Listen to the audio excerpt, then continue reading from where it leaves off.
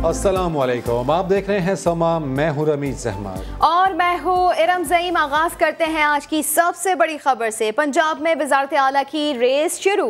बड़ी तब्दीली के लिए कई सियासी धड़े मुतहर्रिक हो गए। सूबे में करप्शन और गुड गवर्नेंस के मसाइल पर वज़ीर आज़म परेशान। मुशावरत के लिए राजा बिशारत से बैठक लगाई। चौधरी बिरादरान अपना वजन राजा बिशारत के पलड़े में डालने पर आमादा हो गए, जबकि मियां असलम इकबाल अब्दुल अलीम खान के बाद नए ग्रुप्स भी जोड़ तोड़ में मसरूफ हैं।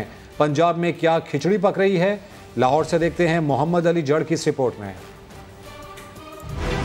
पंजाब में वजारत आला का कलमदान हासिल करने की कोशिशें। काफ लीग अपने रवैये में नरमी ले आई, अपना वजन राजा बिशारत के पलड़े में डालने का इंदिया दे दिया। वजीर आजम हाउस में राजा बिशारत और इमरान खान के दरमियान होने वाली मुलाकात में पंजाब की गुड गवर्नेंस पर मशवरे किए गए। पंजाब में बड़ी तब्दीली के लिए सियासी धड़े सरधड़ की बाजी लगाने के लिए तैयार हैं। चौधरी बिरादरान अपना वजन राजा बिशारत के पलड़े में डालने पर आमादा, जबकि मियां असलम इकबाल जहांगीर तरीन की हिमायत से वजारत आला के मनसब के लिए कोशिश हैं। अब्दुल अलीम खान को पीटीआई के पुराने ग्रुप समेत दीगर मेंबरान की हिमायत हासिल है, लेकिन जनूबी पंजाब के नाराज अराकीन जुल्फी बुखारी के कजन जावर बुखारी की हिमायत में खड़े हैं। जराए कहते हैं कि असद खोकर के बाद आइंदा चंद रोज में पंजाब में बड़ी तब्दीलियों का इम्कान भी बढ़ गया है। मोहम्मद अली, समा, लाहौर। दूसरी जानिब गवर्नर और वजीर आला पंजाब का मिलकर अवामी खिदमत का सफर जारी रखने का आज़म। उस्मान बुज़दार कहते हैं ऑपोजिशन की मनफी सियासत का मुकाबला अवामी खिदमत से करेंगे। गवर्नर हाउस में होने वाली मुलाकात में वज़ीर आला उस्मान बुज़दार और गवर्नर चौधरी मोहम्मद सरवर के दरमियान बाहमी दिलचस्पी के उमूर पर तबादला ख्याल किया गया। वज़ीर आला पंजाब का कहना था कि APC बुलाने या साजिशी सियासत करने के बावजूद अपोजिशन को कुछ हासिल नहीं होगा। इंतशार और मायूसी फैलाने वाले अनासर कभी कामयाब नहीं होंगे। गवर्नर पंजाब का कहना था कि अपने दौर में अवाम की फलाह से गाफिल हुक्मरान आज साजिशें कर रहे हैं। पीपल्स पार्टी और नून लीग ने ईद के बाद ऑल पार्टीज कॉन्फ्रेंस बुलाने पर इत्तेफाक कर लिया। दीगर अपोजिशन जमातों से राब्तों के लिए 3 अरकान पर मुश्तमिल ज्वाइंट एक्शन कमेटी बना दी गई। दोनों पार्टियों के रहनुमाओं का इत्तेफाक था कि हुकूमत से छुटकारा जरूरी है। आरिफ मलिक की रिपोर्ट। पीपल्स पार्टी और नून हुकूमत को टफ टाइम देने का फैसला। बिलावल भुट्टो जरदारी से लीगी क़यादत की मुलाकात में लाहे अमल तय कर लिया गया। न्यूज कॉन्फ्रेंस के दौरान रहनुमाओं ने बताया कि ईद के फौरी बाद ऑल पार्टीज कॉन्फ्रेंस बुलाकर मुश्तरका हिकमत अमली अपनाई जाएगी। सारी जमातें इस बात पर मुत्तफिक हैं कि ये हुकूमत बजाय खुद एक बहुत बड़ा मसला है, लिहाजा इस बड़े मसले से जान छुड़ाने के लिए और बाकी मसाइल से जान छुड़ाने के लिए एक जॉइंट हिकमत अमली के लिए कमेटी तश्कील दी गई है। और ईद के फ़ौरन बाद लीडरशिप लेवल पे जो APC होगी उसमें ये मुश्तरका हिकमत अमली जो है ये तय पा जाएगी। रहनुमाओं ने बताया कि अपोजिशन की दीगर जमातों से राब्तों के लिए ज्वाइंट एक्शन कमेटी बना दी गई है। कमेटी में नून लीग की तरफ से एहसन इकबाल, ख्वाजा आसिफ और शाहिद खाकान अब्बासी शामिल हैं। पीपल्स पार्टी की नुमाइंदगी राजा परवेज अशरफ, फरतुल्लाह बाबर और नैयर बुखारी करेंगे। न्यूज कॉन्फ्रेंस के दौरान एहसन इकबाल का कहना था कि हुकूमत इंतकाम के एजेंडे पर चल रही है। नाअहली की वजह से मईशत तबाह हो चुकी। अवामी राब्ता मुहिम शुरू हुई तो मरियम नवाज अपना भरपूर किरदार अदा करेंगी। उनकी कोई ऐसी सियासी खामोशी नहीं है। वो हमारे लिए पब्लिक मोबिलाइजेशन के लिए जो उनका एक किरदार है शायद और इतना किसी का नहीं होगा। जब भी हम पब्लिक मोबिलाइजेशन फेज में जाएंगे तो आप उनका किरदार जरूर देखें। इससे पहले लीगी वफद ने पीपल्स पार्टी के चेयरमैन बिलावल भुट्टो जरदारी से तवील मुलाकात की, जिसमें दोनों पार्टियों की क़यादत शरीक हुई। कैमरामैन खावर महमूद के साथ आरिफ मलिक, समा, लाहौर। फवाद चौधरी ने अपोजिशन की मुलाकातों को हलवा ग्रुप की पार्टी करार दे दिया। कहते हैं वो जमातें इकट्ठी हो रही हैं जिनकी आवाम में कोई साख नहीं। कहा कि फजलुर रहमान APC में हलवा लेकर जाएंगे। उनका मजीद क्या कहना था, सुनते हैं। इसी में इस वक्त वो सारी जमातें आज हिस्सा ले रही हैं जिनकी कोई आवाम में साख नहीं है। पीपल्स पार्टी जो बहुत बड़ी पार्टी थी, बिलावल साहब की लीडरशिप में मेहनत हो रही है उसको सिंध की पार्टी से भी सिर्फ इंटीरियर सिंध की पार्टी बनाने की। इसी तरीके से जो PMLN है उसका अभी तो यही नहीं पता कि नवाज शरीफ लीडर है, शहबाज शरीफ लीडर है, मरियम लीडर है, खाकान अब्बासी लीडर है, ख्वाजा आसिफ लीडर है। फजलुर रहमान साहब जो है मुझे उम्मीद है हलवा लेके जाएंगे वहाँ पे और सारे बैठेंगे। हलवे के ऊपर जो मीटिंग होगी वो कितनी इफेक्टिव होगी। लिहाजा ये ऑल पार्टीज कॉन्फ्रेंस नहीं है, ऑल पार्टी हलवा ग्रुप पार्टी है और ये अपना खाएं शाएं आराम। अभी आपको बराह रास्त लिए चलते हैं कौमी असम्बली के इजलास में, जहां नून लीग के रुकन ख्वाजा सिर्फ इजहार ख्याल कर रहे हैं कि इसको कौड़ियों के भाव जो है ना बेचा जाए, ये एक नेशनल एसेट है। अब पीआईए को तबाह बर्बाद करके अपने बयानात की वजह से सारे पाकिस्तान, सारी दुनिया में पाकिस्तान की जग हंसाई हुई। पीआईए जो दूसरी एयरलाइंस बनाती थी, दुनिया के कई एयरलाइनों की बुनियाद जो है पीआईए ने रखी, आज जो पीआईए जो है वो तबाह बर्बाद हो गई है। क्योंकि यहां कंट्रोवर्सी नहीं खत्म हो रही कि 262 एयर पायलट जो हैं वो उनके लाइसेंसेस गलत थे, या 50 के गलत थे, या 40 के गलत थे। मिनिस्टर साहब जो हैं वो कहते हैं कि जाली जो है वो उनकी वो इम्तिहानात थे, या जाली लाइसेंस थे, या जाली डिग्रियां थी। जाली डिग्रियां तो बहुत से लोगों की हैं। मिनिस्टर साहब को सोच लें। चलो रहन दो, सारे समझ रहे ने। तो ये जनाब डिप्टी स्पीकर, ये इंटेंट की बात है। आप इस प्राइवेटाइजेशन के प्रोसेस को सही इंटेंट के साथ, सही नीयत के साथ अगर आप इसको परसू करेंगे तो ये मुल्क व कौम के लिए बेहतर होगा। आप रोजगार का मुतबादल इंतजाम करेंगे, जो लोग बेरोजगार हो रहे हैं, तो ये आपके लिए अच्छा होगा। लेकिन जब आप कौड़ियों के भाव डिलिबरेटली इनको तबाह करके एक ऐसी मार्केट में इनको डिस्पोज ऑफ करने की कोशिश करेंगे, जो मार्केट इस वक्त रॉक बॉटम पे पहुंची हुई है। दुनिया में कोई सोच नहीं सकता कि आप अपना घर उस वक्त बेचने जाएं जब जो है वो मार्केट में जो है घर के खरीदारी कोई ना हो, और खरीदार आप खुद खड़ा कर लें। लोगों को नाम भी पता है ऑलरेडी, प्रिंट मीडिया में, इलेक्ट्रॉनिक मीडिया में, सोशल मीडिया पे नाम भी लोगों के मौजूद हैं जो इन तमाम प्रॉपर्टीज को खरीदना चाह रहे हैं या लाइन में लगे हुए हैं।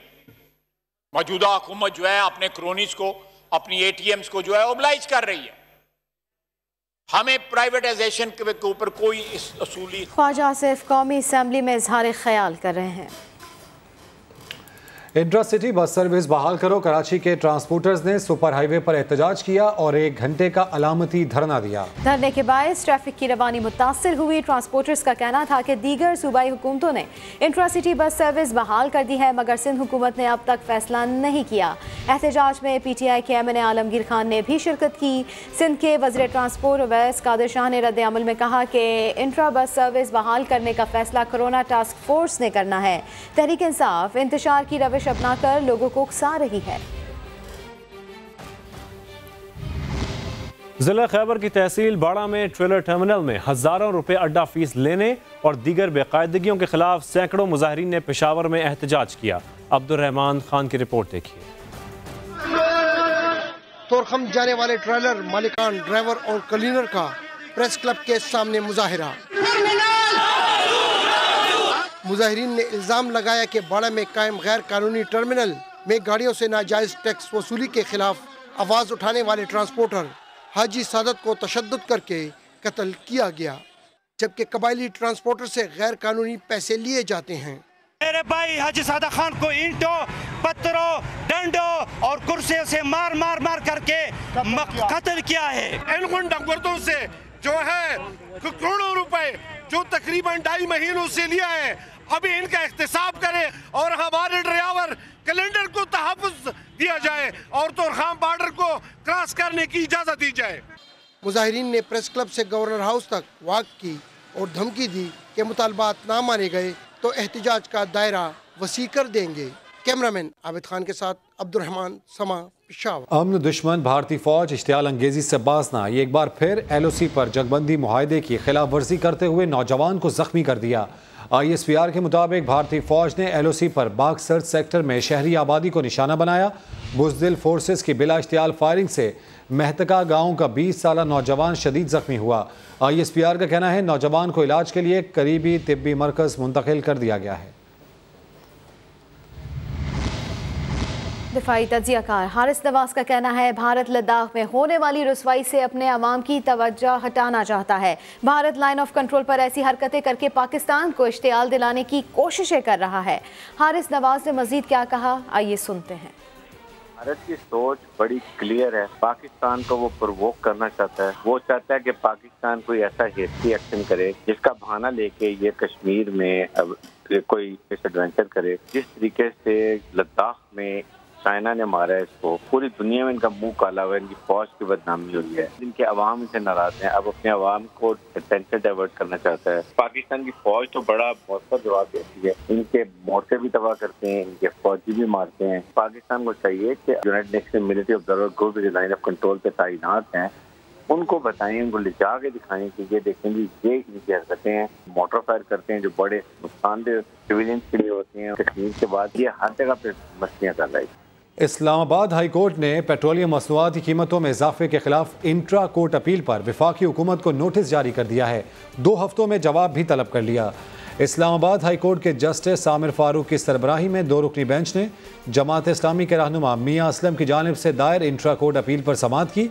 अदालत ने सेक्रेटरी खजाना, सेक्रेटरी पेट्रोलियम और ओगरा से भी 2 हफ्तों में जवाब तलब कर लिया है। चीनी स्कैंडल तहकीकात के खिलाफ शुगर मिल मालिकान की इंट्रा कोर्ट अपील पर समाअत हुई। मिल मालिकान के वकील साबिक attorney general Makhdoom Ali Khan front foot पर खेलते रहे। कहा रिपोर्ट में इल्जामात से शुगर मिल्स को बदनाम किया गया। कमीशन की तश्कील का नोटिफिकेशन ही मौजूद नहीं था, जबकि 7वें रुकन की शमूलियत भी गैर कानूनी तरीके से हुई। सुहेल रशीद की रिपोर्ट। चीन स्कैंडल इंक्वायरी कमीशन का नोटिफिकेशन ही नहीं था। वाजिद ज़िया की हैसियत में तहकीकात करते रहे। कमीशन की तश्कील के बाद हुकूमत के पास इसमें तब्दीली का इख्तियार नहीं, तो 7वां रुकन शामिल कैसे किया गया? इंक्वायरी कमीशन ने 282 में से सिर्फ 10 मिल्स का डाटा लिया और डकैती का इल्जाम लगा दिया। अब इदारे इस पर क्या तफ्तीश करेंगे? शुगर मिल्स के वकील मखदूम अली खान ने इस्लामाबाद हाई कोर्ट में 3 बड़े सवालात उठा दिए। दौरान समाअत जस्टिस सामिर फारूक ने पूछा, क्या इंक्वायरी कमीशन ने सिर्फ नकाइस की निशानदेही नहीं की? महज रिपोर्ट से किसी की शोहरत कैसे खराब हो सकती है? जस्टिस मियां गुल हसन औरंगजेब बोले, इंक्वायरी रिपोर्ट को कलादम भी करार दें। नैब और दीगर इदारों का चीनी स्कैंडल की तहकीकात करने का इख्तियार फिर भी खत्म नहीं होगा।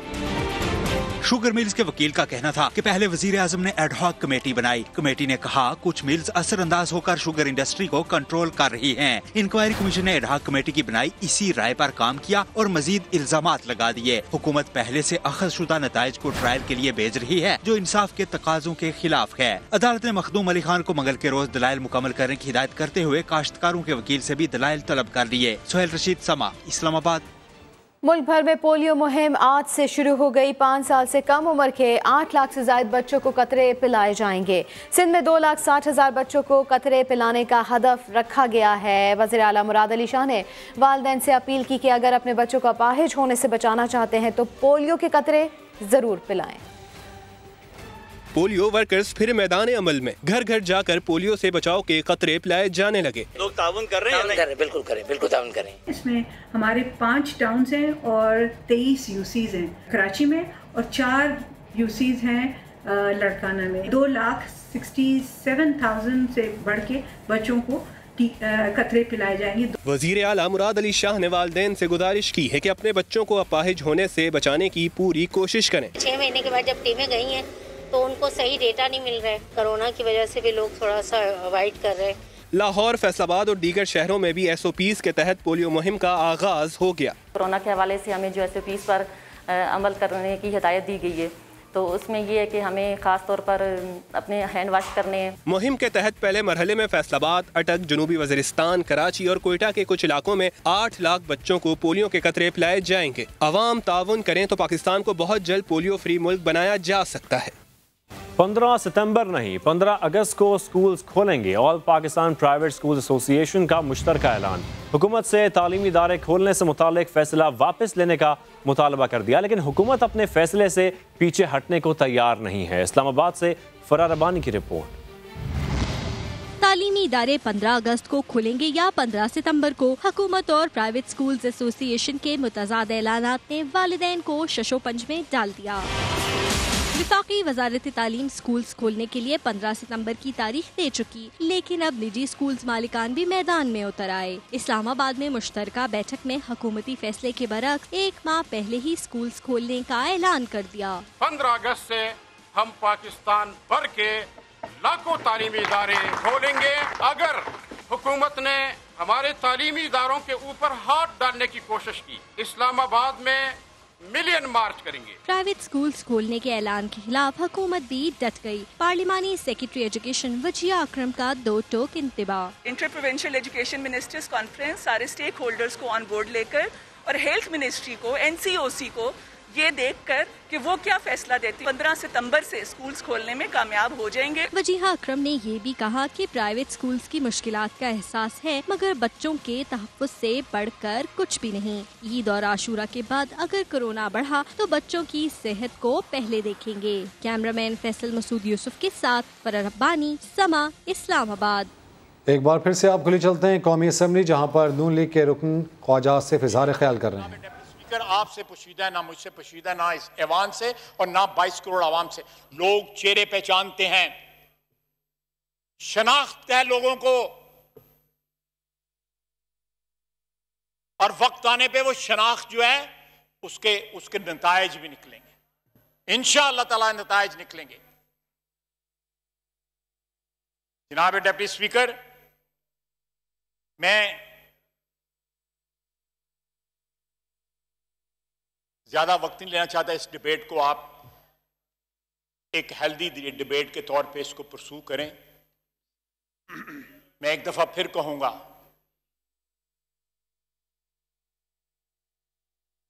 कि प्राइवेटाइजेशन के प्रोसेस के जरिए किसी का अगर आपने उधार देना तो उधार ना चुकाएं उससे, या किसी ने आपकी जेब में 4 पैसे डाले हुए हैं तो आप वो पैसे जो है इस कौम के पैसे ना उससे ना उसकी जो ऑब्लिगेशन जो है वो चुकाएं। जनाब वाला वो पंजाबी में कहते हैं औखे भारे वेले लोग कम आउंदे ने, लेकिन उन्होंने अपने पल्लों फिर तो उन्होंने अदा करो ना, कौम के पल्लों तो ना अदा करो उन्होंने पैसे। अगर कोई आपके काम आया हुआ है या किसी ने आपका खर्चा उठाया हुआ है तो खुदा के लिए उसके खर्चे का इफ्जाना जो है इस कौम की जेब से ना दें। वो दवाइयां महंगी करके ना दें, वो गंदम महंगी करके ना दें, वो चीनी महंगी करके ना दें। उसको जाने दिया है जहां सैकड़ों लोग हैं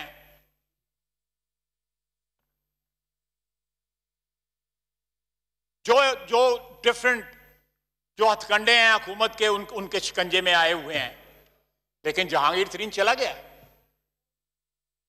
ये क्विड प्रो को है ना कि you scratch my back and I scratch yours. ये क्विड प्रो को है।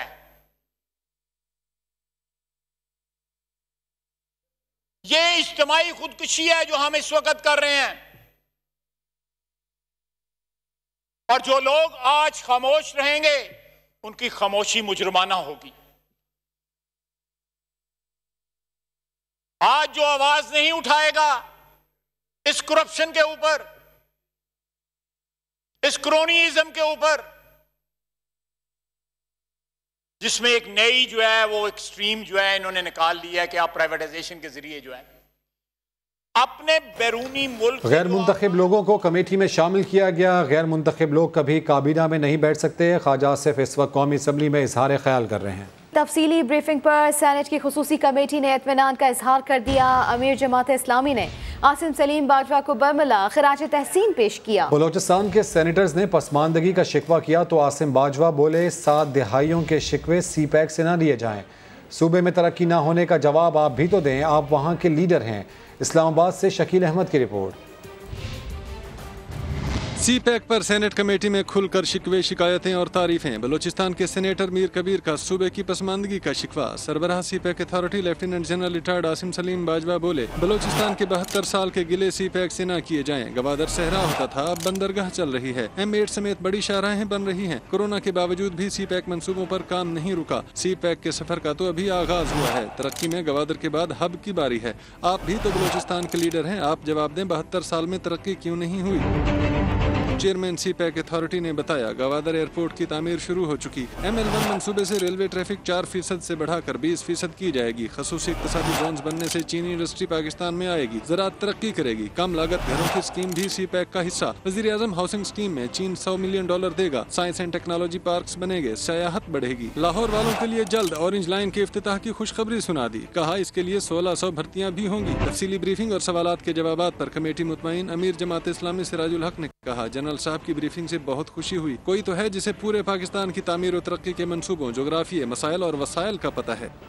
खैबर पख्तूनख्वा में इंजमाम के बाद कबायली इलाकों में होने वाले इंतखाबात को 1 साल मुकम्मल हो गया। वफाकी वज़ीर इत्तलात शिबली फराज कहते हैं इमरान खान कबायली अवाम के साथ खड़े हैं। फाटा को 100 अरब रुपए का सालाना फंड दिया गया।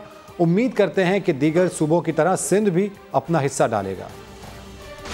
कबायली अवाम ने हमेशा इस मुल्क के लिए बड़ी कुर्बानियाँ दी हैं, पाकिस्तान के साथ बिल्कुल खड़े रहे हैं। इनको दम करने का मकसद ये था कि वही हुकूक उनको भी मिले जो कि पहले उनको नहीं मिलते थे। आज 1 साल हो गया है वहाँ पे इलेक्शंस का।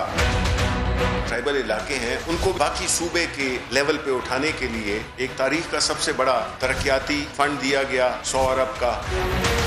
वहाँ पे पावर्टी काफ़ी है तो उसको हासिल करने के लिए जो सेहत का था उसके लिए हमने ये सेहत इंसाफ कार्ड इंट्रोड्यूस किया। उसके बाद हमने 1297 नई पोस्ट क्रिएट की, डॉक्टर्स की, नर्सेस की और पैरामेडिक्स की। फिर 104 के करीब स्कूल बसेस का इंतजाम भी किया। 4315 टीचर्स को हायर करना है। इसी तरह कैडेट कॉलेजेस की मंजूरी भी दी गई है और उसका आगाज हो चुका है। वहाँ पे टूरिज्म की भी पोटेंशियल है। हमने कभी नहीं कहा कि वो जन्नत बन गया है। हमारा पहला जो हदफ है वो तो ये है कि उनको बराबरी की सतह पे लाना, लेकिन मेजॉरिटी उसमें खुश है। मेजॉरिटी आहिस्ता आहिस्ता उसको एक्सेप्ट भी कर रही है। एक बार फिर से आपको बराह रास्त लिए चलते हैं कौमी असम्बली के इजलास में, जहां वफाकी वजीर मुराद सईद इज़हार ख्याल कर रहे हैं। तो आपके दौर में जरूर इसके ऊपर बहस होती थी कि उसको भेजा जा रहा है, बल्कि 41 इदारे में अपोजिशन में था। इनकी तरफ से 41 इदारों की लिस्ट फराहम की गई जिनके ऊपर इन्होंने कहा कि इदारे भेज दे। एक एक करके इन्होंने पार्लियामेंट के सामने नाम रखे।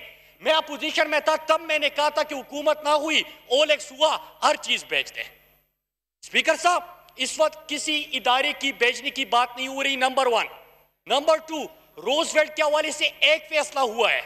फैसला ये हुआ है कि किस तरह वो खसारे में, किस तरह आप इसको बेहतरी के लिए इसको के रेवेन्यू का सबब बने, इसके लिए क्या होना चाहिए। प्राइवेटाइजेशन के पास गया, पॉलिसी बननी है, शफाफियत से होना है, पार्लियामेंट जिस तरह चाहते हैं उसी के मुताबिक होगा। किस तरह अपने दावा करके आप चले गए। फिर उसके बाद स्पीकर साहब, मैं 4-5 पॉइंट जो उठाए मैं उसकी तरफ आता हूं। नंबर 1, स्पीकर साहब, इन्होंने बड़ी जमहूरियत की भी बात की और सियासतदानों की बात की। तमाम यहां पे 342 जो अरकान असम्बली है इलेक्टेड है। हम पॉलिटिकल वर्कर हैं स्पीकर साहब, हम यहां पे ग्रास रूट लेवल से यहां तक पहुंचे हैं। लेकिन इन्होंने जो शॉर्टकट के हवाले से बात की स्पीकर साहब, मैं जिस सियासतदान को पाकिस्तान में जानता हूं जो शॉर्टकट से आया कि जनरल जिलानी और जनरल जियाउल हक की कोख से उसकी सियासत ने जन्म लिया। पहले क्रिकेट सीखनी थी, जिमखाना गए, अपने साथ अंपायर लेके गए। एक्टर बनाना था, रंगीला के पास भेजा, नाकाम हुआ कि एक्टर भी नहीं बन सकता। जिमखाना चला गया, क्रिकेटर नहीं बन सकता। फिर उसको हवाले कर दिया जनरल जियाउल हक के और वहां से वो वजीर बना, सियासत का आगाज हुआ स्पीकर साहब। फिर यहाँ पे बात खत्म नहीं हुई, IJI बना और फिर उसके बाद उसको मेन स्ट्रीम पॉलिटिक्स में लाया गया। लेकिन सिर्फ ये पॉलिटिक्स नहीं थी, हमने वो मनाजिर भी देखे, हमने वो फोन कॉल भी सुने कि जस्टिस कयूम को फोन करके क्या कहा जाता है कि किसको अंदर कर दो, किसको फारिग कर दो, किसका क्या करो। तो स्पीकर साहब, ये इनकी सियासत थी। बल्कि ये तो छोड़े माजी की बात है, अभी शहबाज शरीफ के हवाले से क्या बात चल रही थी स्पीकर साहब कि मुझे तो किसी ने कहा था कि आपको कोई ओहदा दे देंगे, इसलिए शहबाज शरीफ साहब तशरीफ लाए हैं। वो तो हमेशा से शॉर्टकट के इंतजार में होते हैं स्पीकर साहब। ये होते हैं गैर जमहूरी रवैये, ये होते हैं शॉर्टकट से पॉलिटिक्स का आगाज करना, ये होता है अवाम के ऊपर एतमाद ना करना। और अवाम के ऊपर एतमाद ये होती है कि 1996 में पार्टी बनती है, वजारत की और वजारत उज़्मा की अवर होती है, कहते हैं कि किसी के कहने पे नहीं, अवाम फैसला करेंगे और मुल्क का वज़ीर आज़म बन जाते हैं स्पीकर साहब।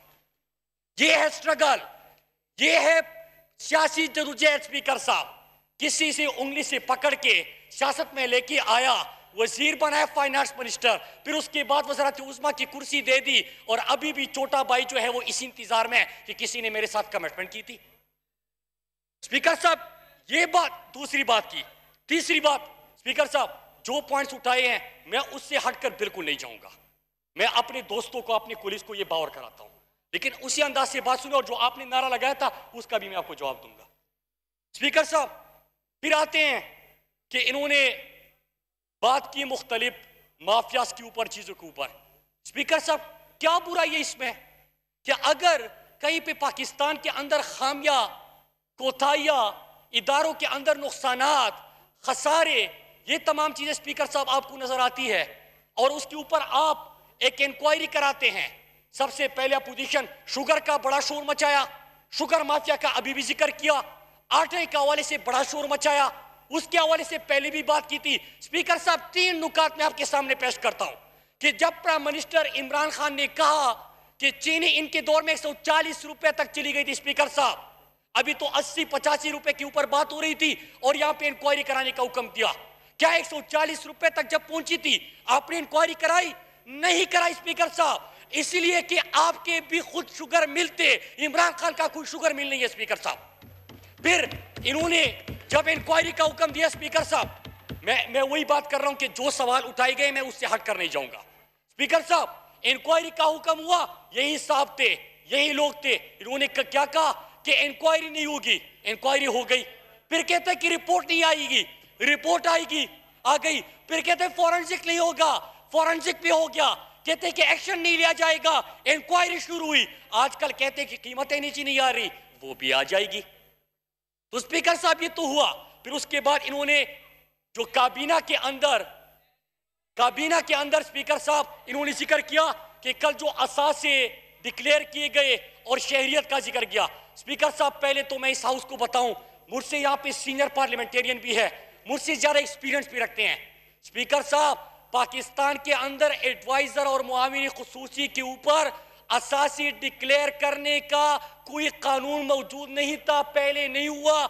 ये इमरान खान का 2011 में जब अपने पार्टी के कोर कमेटी और सेंट्रल एग्जीक्यूटिव कमेटी को कहा कि कौम के सामने अपने असासे रखे, वही इमरान खान का विजन इंप्लीमेंट हुआ कि मुल्क की तारीख में पहली दफा एडवाइजर और मुआविन खुसूसी के असासे डिक्लेयर किए गए। स्पीकर साहब, दूसरी बात इन्होंने बात की कि कोई बाहर से आया हुआ है। स्पीकर साहब, मुझे दुख उनका नहीं है कि कोई बाहर से आया, सबको पता था कि बाहर था, वहां पे नेशनलिटी होल्डर था, और यहां पे पाकिस्तान आके अब काम करना चाहते हैं। दुख सबसे बड़ा मुझे क्या है स्पीकर साहब कि ये बंदा खुद वजीर खारजा, खुद वहां पे पानी और बिजली का वजीर, और इकामा रखा हुआ था, हफ्ते में 5 दिन नौकरी कर रहा था किसी और मुल्क के लिए। स्पीकर साहब, कि मुल्क का वजीर खारजा होते हुए आप किसी और मुल्क का इकामा भी रखे, 15-20 लाख रुपए आपको माहवार भी मिले। बड़े यहाँ पे गैरत की बात हो रही थी, अभी बड़ा यहाँ पे लेक्चर दिया जा रहा था। लेक्चर तब दे कि आपने उस वक्त खुद क्या किया था। इनका दूसरा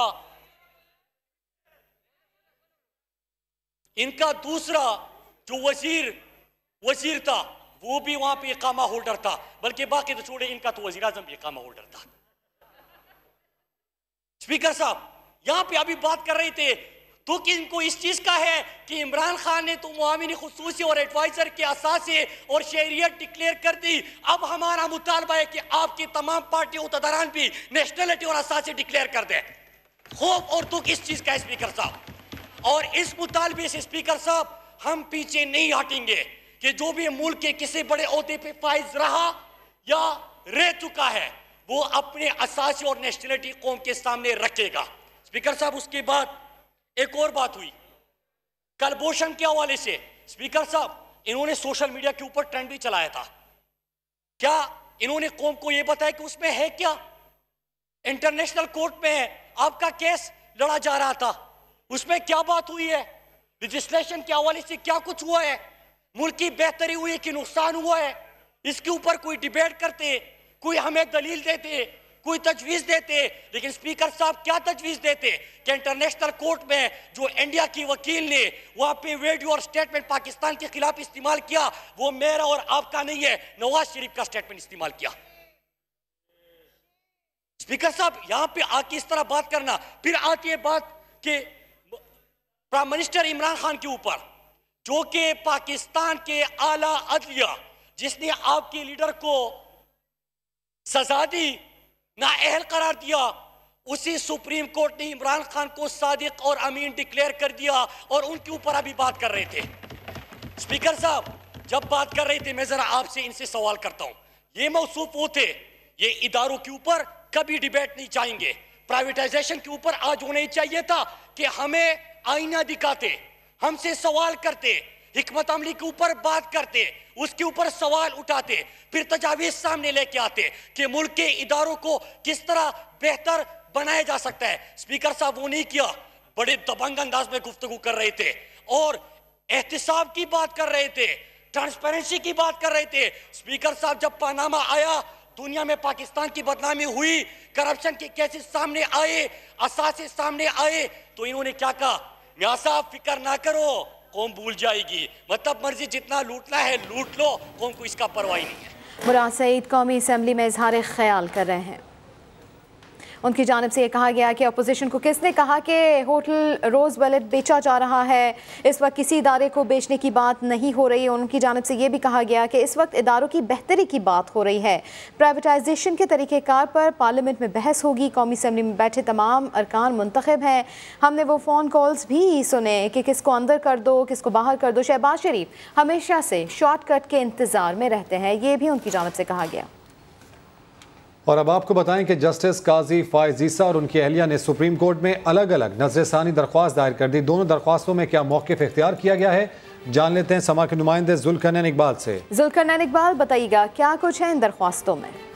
देखिए, दोनों दरखास्तों में सबसे पहले तो अदालती फैसले के ऊपर अमल दरामद को रोकने की सदा की गई है और ये कहा गया है कि जब तक नजरसानी दरखास्तों पर फैसला ना हो जाए, FBR को कार्रवाई से रोका जाए। साथ ही साथ ये भी मौक़िफ़ अपनाया गया है कि FBR की जानिब से जस्टिस काजी फायज ईसा के घर के बाद जो नोटिस आवेदन किया गया है वो न सिर्फ बदनीयती पर मबनी है बल्कि उनके और उनके अहले खाना की तस्दीक करने के मुतरादिफ है।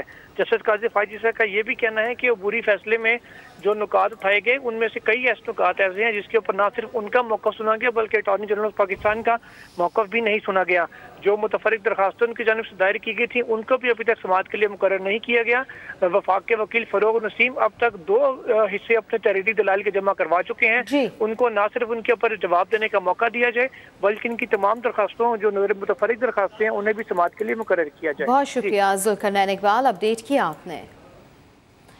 साबिक chief inspector civil aviation air commodore retired Abdul Basit के इंकशाफात पर PTI की MPA मुसर्रत जमशेद ने करारदाद पंजाब असम्बली में जमा करा दी। करारदाद में मुतालबा किया गया है कि साबिक चीफ इंस्पेक्टर के इंकशाफात पर इंक्वायरी कमीशन बनाया जाए। नईम अशरफ भट्ट रिपोर्ट करेंगे। Air commodore retired Abdul Basit का समा को तहलका हेज इंटरव्यू गूंज पंजाब असम्बली तक पहुंच गई। MPA मुसर्रत जमशेद ने करारदाद में साबिक चीफ इंस्पेक्टर की जानिब से PIA और एविएशन में घपलों की निशानदेही को दुरुस्त करार दिया और कहा कि ये वजीर आजम इमरान खान के मौक़िफ़ की तस्दीक है। कॉकपिट के अंदर मैं खड़ा हुआ था तो उन्होंने बोतल निकाल पी रहा था, तो मैंने कहा ये क्या हो रहा है, क्या सर लातू सिविल लो। जनरल मैनेजर था वो जो एग्जाम पेपर बनाता था, उसकी बीवी ने एक दिन मुझे कॉल किया कि जी मुझे लाइफ सेट मिले और रो रही थी बेचारी। करारदाद में MKM और पाल्पा पर इल्जामात की शिफाफ इंक्वायरी कराने का मुतालबा किया गया है। एक लिस्ट बना के दी कि ये एक्सीडेंट होने वाला है, we are going to lose some people, this is on record. मैंने सेक्रेटरी डिफेंस को by name and I signed it, letter भेजा, उसके बाद लेटर का पता नहीं कहाँ गया। दूसरी जानिब कौमी असम्बली में पीपल्स पार्टी ने वजीर हवाबाजी गुलाम सरवर के खिलाफ तहरीक इस्तेहकाक जमा कराई है, जिसमें पायलट्स के जाली लाइसेंस के हवाले से बयान को गैर जिम्मेदाराना करार देकर मुतलका वजीर के खिलाफ कार्रवाई का मुतालबा किया गया है। कैमरामैन अली मुस्तफा के साथ नईम अशरफ भट्ट। आगे बढ़ते हैं, मौसम की बात करेंगे। मुल्क के मुख्तलिफ शहरों में बारिश से मौसम खुशगवार हो गया। आसमान से बरसते मोतियों ने मुख्तलिफ शहरों में मौसम सुहाना कर दिया। ठंडी हवाओं के साथ तेज बारिश ने खुशाब का मौसम हसीन बना दिया। मियांवाली में भी बादल जमकर बरसे। झंग और मंडी बहाउद्दीन में भी बादलों ने खूब जोर दिखाया। नशेबी इलाके जेरे आब आ गए। हाफिजाबाद और सांदला हिल में जल थल एक हो गया। चिन्योट में बारिश के बाद सड़कें तालाब बन गईं। महकमा मौसमियात के मुताबिक आइंदा 24 घंटों तक बारिश का सिलसिला वक्फे से जारी रहने का इम्कान है। तो लाहौर में बारिश का सिलसिला वक्फे से जारी है। मौसम का लुत्फ उठाने के लिए लाहौरियों ने मुख्तलिफ दुकानों का रुख कर लिया। ऐसी ही एक दुकान पर मौजूद है समा के नुमाइंदे मोहम्मद कुर्बान, उनसे जानते हैं। कुर्बान, बताइएगा लाहौर वाले मौसम किस तरह एंजॉय कर रहे हैं और क्या कहना है उनका मजीद? जी बिल्कुल, दिन भर की गर्मी और हवस का जोर टूट चुका है। अचानक आसमान पर काले बादल आए और दिन में रात का मंजर पेश करने लगे। साथ ही साथ काली घटाएं छाई और बारिश हुई और मौसम खुशगवार हो गया। जिंदा दिल लाहौरिया इस वक्त घरों से बाहर निकल चुके हैं, बारिश का मजा लेने और रुख कर रहे हैं पकौड़ों और समोसों की दुकानों का। इस वक्त भी कुछ हमारे साथ लोग मौजूद हैं, उनसे गुफ्तगू करते हैं। जी, क्या कहना चाहेंगे, कैसे बारिश के मौसम को एंजॉय कर रहे हैं? पकौड़ों और समोसों के साथ एंजॉयमेंट करने दोस्तों के साथ बाहर आए हैं और इस टाइम खूब हल्ले गुल्ले के साथ एंजॉयमेंट कर रहे हैं। इनके एक और दोस्त भी मौजूद हैं, उनसे भी पूछते हैं आपने क्या खाया? समोसे खाए, पकौड़े खाए? हमने पहले समोसे खाए, पकौड़े खा रहे हैं। इंशाल्लाह हम चाय बन रही है, चाय पियेंगे। बहुत अच्छा मौसम हो रहा है, एंजॉय कर रहे हैं। इसी तरह अगर आप देखें तो लंबी लाइनें लगी हुई हैं शॉप पर और लोग अपने हाथों में पैसे पकड़े बारी का इंतजार कर रहे हैं ताकि इस मौसम का मजा लिया जा सके और पकौड़े और समोसे खाए जा सके। साथ में कुछ लोग गर्मा गर्म चाय भी पी रहे हैं। जब ये लोग एंजॉय कर रहे हैं तो हम भी करेंगे और साथ में इनके मिलकर पकौड़े खाएंगे। बहुत शुक्रिया आपने दिया। आप भी इंजॉय करें, जो जिंदा दिल लाहौरिया घरों में बैठे हैं वो भी बाहर निकलें, मौसम का लुत्फ उठाएं। जी, मोहम्मद कुर्बान अपडेट कर रहे थे। कराची के मुख्तलिफ इलाकों में ट्रैफिक के दबाव के बायस अहम शाहराहों पर ट्रैफिक जैम हो गया, गाड़ियों की लंबी कतारें लग गई हैं। बात करेंगे समा के नुमाइंदे शाहनवाज अली से। जी शाहनवाज, बताइएगा कितना ट्रैफिक जैम है? मैं इस वक्त हक्कानी चौक पे मौजूद हूँ, जहाँ इस वक्त बदतरीन ट्रैफिक जैम की सूरत हाल है। ये सिर्फ हक्कानी चौक की सूरत हाल नहीं बल्कि डिस्ट्रिक्ट साउथ में इस वक्त तमाम जो इलाके हैं वो बुरी तरीके से जो है ट्रैफिक जैम की सूरत हाल में फंसे हुए हैं। इन इलाकों की अगर हम बात करें तो IH चंडीगढ़ रोड, सदर टावर, पार्किंग प्लाजा, गार्डन और गुल प्लाजा के इतराफ में शदीद ट्रैफिक जैम है। और इसके अलावा अगर हम बात करें गवर्नर हाउस के जो इतराफ है, जैनब मार्केट है, यहाँ भी बुरी तरह ट्रैफिक जैम है। मेरे पीछे भी आपको नजर आ रहा होगा, ये हक्कानी चौक कहलाता है और यहाँ पर भी बुरी तरीके से ट्रैफिक जैम की सूरत हाल नजर आ रही है। यहाँ पर ट्रैफिक एहलकार नजर नहीं आ रहे। हमारी ट्रैफिक पुलिस से बात हुई, वो कहते हैं कि आज 2 दिन के बाद जो है वर्किंग डे है, पीर का रोज है, इसी वजह से जो है जो ट्रैफिक है वो दबाव का शिकार है। कोशिश कर रहे हैं कि अपने एहलकारों के जरिए इन ट्रैफिक को जल्द से जल्द जो है बहाल करा सके। लेकिन इस वक्त सूरत हाल ऐसी है कि सिर्फ डिस्ट्रिक्ट साउथ ही ऐसा है कि जहाँ पर ट्रैफिक जो है जैम है, लेकिन दीगर जो इलाके हैं वहाँ सूरत हाल नॉर्मल है। जी, बहुत शुक्रिया शाहनवाज अली आपका।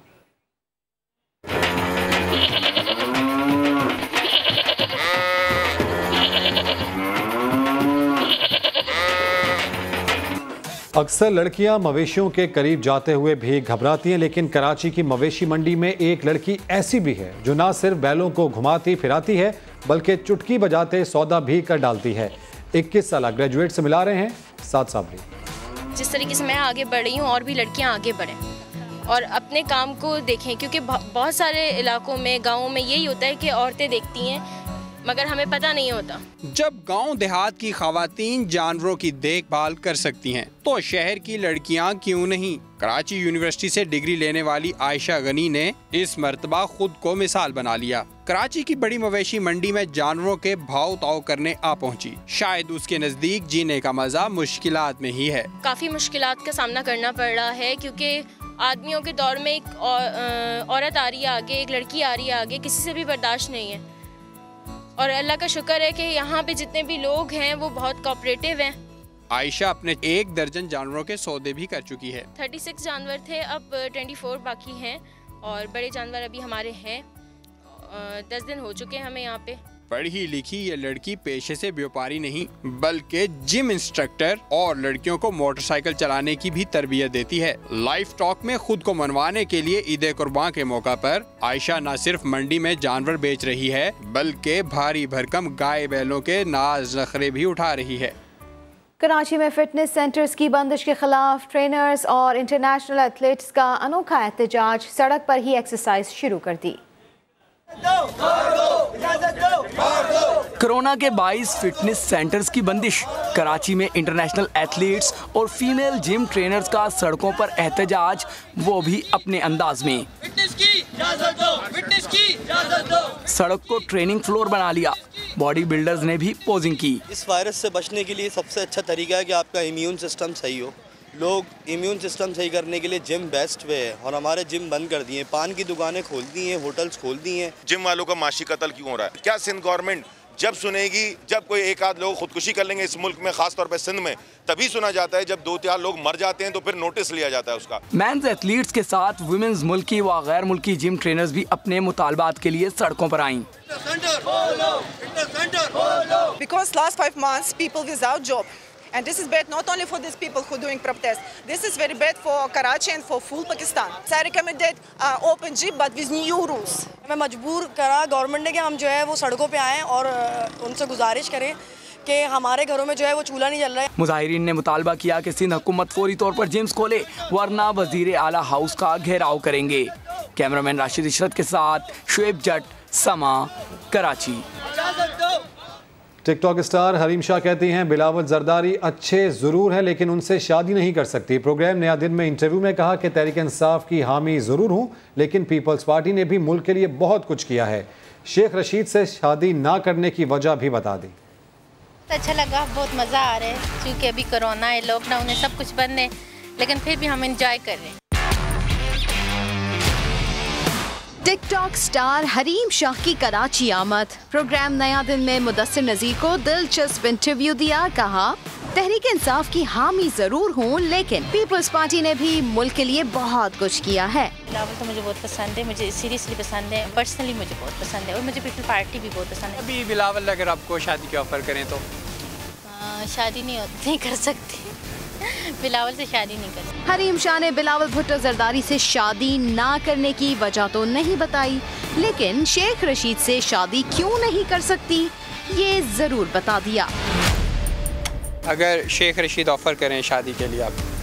नहीं, वो इतने बुढ़े में शादी क्यों करूं? 60 साल इंसान की आखिरी वो होती है, उससे ऊपर कुछ खुश नसीब ही जाते हैं, तो मैं क्या मतलब बेवा जिंदगी गुजारूं।